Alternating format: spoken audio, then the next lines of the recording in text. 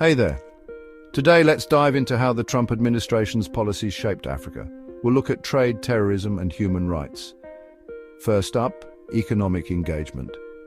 The Trump administration put a big emphasis on trade and investment over aid, launching initiatives like Prosper Africa in 2018. The goal, to boost US trade and investment on the continent. This was all about creating jobs in both the US and Africa by promoting American businesses and enhancing bilateral trade. There was a strong focus on private sector involvement, with efforts directed towards infrastructure projects, energy, and agriculture.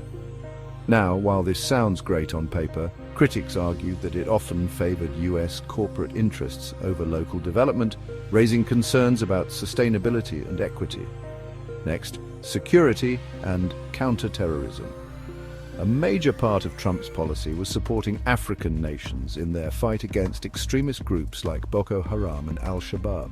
The US provided military assistance and training to beef up the capabilities of African armies. This was all about stabilizing regions prone to terrorism and creating safe environments for investment.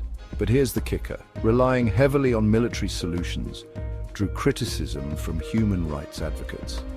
They argued that this approach overlooked the root causes of extremism and didn't address governance and socio-economic issues, which are critical for long-term stability. Lastly, let's talk about human rights and governance.